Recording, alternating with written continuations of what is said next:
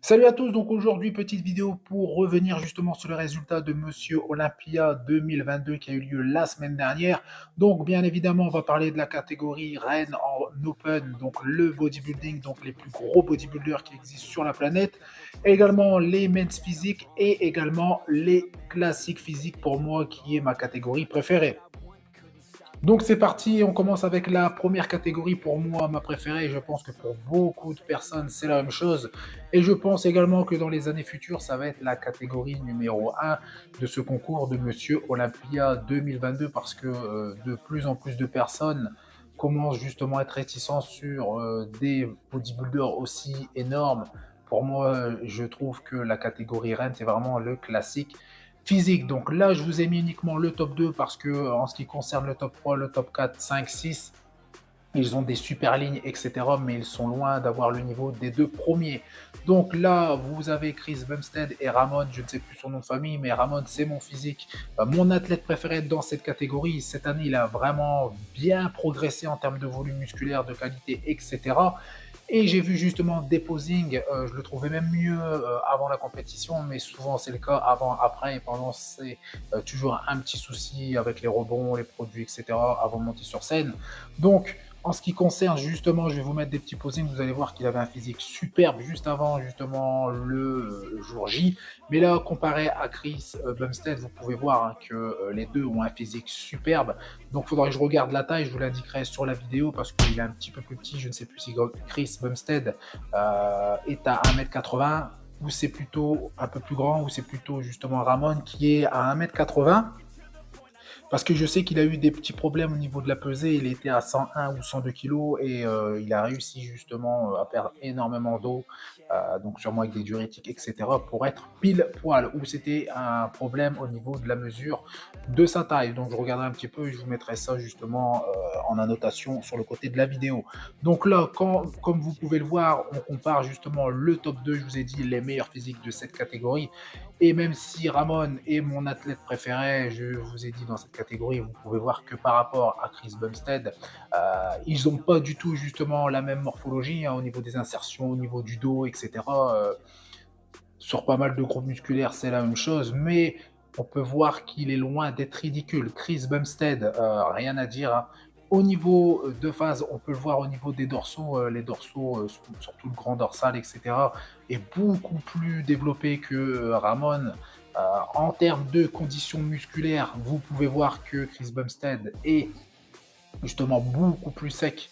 Pas non plus beaucoup plus sec, mais il est quand même bien plus sec que Ramon. Et en termes de qualité, là, comme je vous ai dit, Ramon a bien progressé, mais Chris Bumstead, il a une qualité musculaire vraiment excellente, beaucoup justement mieux que Ramon. Et en ce qui concerne les groupes musculaires, en ce qui concerne justement la symétrie, etc., il n'y a rien à dire justement par rapport à Chris Bumstead.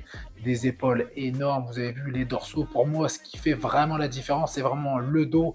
Parce qu'en termes de volume musculaire, sur pratiquement tous les groupes musculaires, justement, ils sont quasiment équivalents. Mais ce qui change, justement, ça va être les insertions musculaires. Mais franchement, Ramon n'a pas du tout à rougir s'il progresse encore autant que cette année. Il va faire très très mal l'année prochaine. Donc je ne sais pas si Chris Bumstead va continuer justement la compétition parce qu'il a des problèmes de rein. C'est un problème héréditaire justement dans sa famille, mais il devait arrêter. Mais justement avec le fait de travailler avec son nouveau coach Annie Rambot, si je le prononce bien, il va le motiver justement à rester. Mais j'espère que ça va pas justement causer la perte de Chris Bumstead au niveau justement santé. Donc en ce qui concerne justement le posing, vous pouvez le voir, hein, on voit directement que Chris Bumstead est quand même plus volumineux sur certains groupes musculaires. Après, je vous ai dit au niveau des insertions, ça joue énormément. Mais vous voyez les cuisses, le dos, et justement en termes de conditions, il est quand même au-dessus. Donc rien à dire sur la première et la deuxième place. Félicitations à Chris parce que franchement, qu'on l'aime ou qu'on l'aime pas, rien à dire sur son physique, un physique extraordinaire et super progression de Ramon.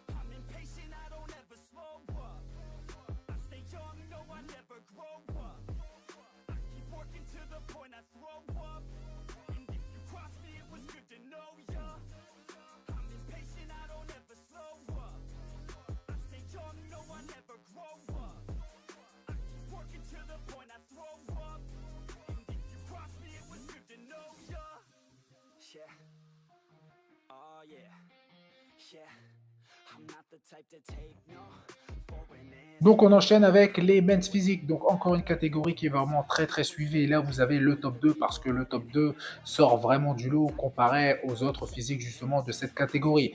Malheureusement, je pense que hormis le top 5-6, même si vous avez un super physique mais vous n'êtes pas connu, vous n'avez pas la chance justement de vous mesurer aux champions. Mais ça c'est comme ça, ils donnent des cartes pro à Tirlerigo, c'est la même chose en classique physique. Ce qui leur importe c'est vraiment l'argent, faire venir les athlètes, dépenser des licences, etc. C'est pour faire marcher le business. Donc en ce qui concerne le top 2, pour ne pas justement dire n'importe quoi au niveau de leur nom, parce que des fois c'est leur diminutif. Donc si je dis pas de bêtises, le plus petit c'est... Et le deuxième, donc plutôt le plus grand, c'est Monsieur Exact, juste à côté justement en annotation également. Et vous pouvez voir qu'ils ont des physiques extraordinaires. Et pour moi, ce n'est plus des men physiques, ce sont devenus des bodybuilders sans jambes. Quoique vous pouvez voir le grand, il n'a pas du tout de mollet et le petit non plus. Mais vous pouvez voir qu'il a des sacrées cuisses au niveau des quadriceps. Mais ce n'est pas du tout justement au niveau par rapport à leur haut de leur physique. Donc cette catégorie-là, ils vont vraiment regarder la ligne c'est vraiment ce qui est le plus important. Petite taille, taille fine, très très bonne condition physique, donc super sec, et également de grosses épaules, donc une largeur d'épaule la plus large possible et une petite taille. Donc vous pouvez voir, c'est ce que réunit vraiment ces deux athlètes, quoique le plus petit a une taille qui est quand même un peu plus épaisse que le grand. Donc je vais regarder un petit peu leur taille, mais vous pouvez voir qu'il y a une sacrée différence. Après, pareil au niveau des insertions musculaires, là il y a moins de différence que par rapport au classique physique, mais vous pouvez voir que le plus grand, Monsieur Ebanks, a des clavicules super larges, des épaules même énormes, des dos, un dorsaux qui est vraiment énorme. Et lui, il a des insertions comparées justement au plus petit, beaucoup plus hautes. Mais vous pouvez voir qu'il a justement un dos qui est vraiment énorme. Et j'ai rarement vu justement un dos aussi énorme avec des insertions aussi hautes. Donc, en ce qui concerne ses épaules, vous pouvez voir, je me suis même demandé s'il n'avait pas mis du synthol dans ses épaules, mais je pense que non. Mais il a des épaules incroyables, Ebanks. Vous pouvez voir, il a un petit peu moins de bras, mais ça, c'est à cause de ses épaules. Mais j'avais vraiment un doute. Après, je peux encore me tromper, mais j'ai vraiment un doute au niveau de ses épaules. Vous pouvez le voir justement lorsque je mets une petite pause sur la vidéo. Même, je vais essayer de retrouver des photos. Vous pouvez voir qu'il a des épaules qui sont vraiment très très bizarres. Donc vraiment, je ne sais pas comment les juges ont jugé justement, mais peut-être que le plus grand a une plus petite taille, donc des épaules plus larges, et je pense que c'est ce qui a fait la différence. Il a une masse musculaire qui est énorme, le petit pareil. De toute façon, il a déjà gagné 2 ou 3 fois. Le grand, je pense qu'il n'a jamais gagné. Je vais me renseigner un petit peu, je regarderai, je vous mettrai ça également, le nombre de titres. Mais vous pouvez voir qu'ils ont des physiques extraordinaires, une condition extraordinaire, une ligne extraordinaire. De toute façon, ils ne sont pas top 2, pardon, Monsieur Olympia Men Physique, ce pour rien. Donc c'est parti avec la dernière catégorie de cette vidéo, la catégorie Open, les plus gros bodybuilders de la planète. Donc là vous voyez le top 6, mais bien évidemment hors top 6, vous avez des athlètes phénoménaux, Krizo, Andrew Jacket, Brandao, qui est brésilien. Vous allez voir que pour les prochaines compétitions, Monsieur Olympia 2023, etc., ils vont faire parler d'eux. S'ils continuent justement à progresser en termes de qualité, de dureté, bien évidemment de masse musculaire, mais sans perdre leur ligne, parce qu'ils ont des sacrés physiques. Je pense justement à Andrew Jacket qui a vraiment une super ligne. Lui, il est un petit peu plus vieux que les autres, mais les autres ont encore de belles années devant lui. Donc, après, je sais qu'en bodybuilding, on peut durer très très longtemps si on fait les choses bien, mais j'ai l'impression qu'au fur et à mesure des années, ils vont de plus en plus fort avec les produits. Donc en ce qui concerne ce top 6, vous pouvez voir justement qu'il y a eu de réelles surprises, et au niveau classement, je ne voyais certains comme le top 2 même pas dans ce classement, mais je n'y avais même pas pensé non plus, alors que j'aurais dû. Donc en ce qui concerne le top 6, donc le numéro 6, c'est bien évidemment Big Ramy. Donc là, vraiment la réelle surprise. Je pense que tout le monde est tombé des nues parce que moi perso, je ne le voyais pas deuxième, mais je ne le voyais pas non plus sixième dans cette catégorie. Donc vous pouvez le voir que son physique a sacrément morflé. Il a perdu justement la masse musculaire au niveau du dos, au niveau des triceps, au niveau des quadriceps. Il a eu des déchirures. Donc je ne sais pas ce qu'il a fabriqué là-bas au Koweït ou avec son préparateur Denis James. Donc, vous pouvez le voir, hein, les triceps, je vais vous mettre des photos, il a beaucoup perdu en termes de masse musculaire. Le dos, pareil, il y a des parties du dos qui ont complètement disparu, donc peut-être dû à des injections dans le dos, ça a touché des terminaisons nerveuses, pardon, ou des déchirures. On ne sait pas vraiment ce qui s'est passé parce que là-dessus, bah, ils n'ont pas communiqué forcément, mais son physique a vraiment morflé et son physique est en train de partir aux oubliettes. Et je pense que c'est fini pour lui, la catégorie ne pourra pas revenir justement parce qu'il souhaite revenir justement au numéro 1 l'année prochaine, mais je pense que c'est terminé pour lui et je pense qu'ils lui ont fait une fleur également pour justement le placer en top 6 parce qu'il aurait pu être hors top 6. La même chose pour Brandon Curry. Je ne sais pas ce qu'il fait à sa place parce que franchement, il ne mérite pas. Même lui, ils ont fait une fleur parce que les autres années, il faisait justement bien top 2, top 3, etc. Il a même gagné.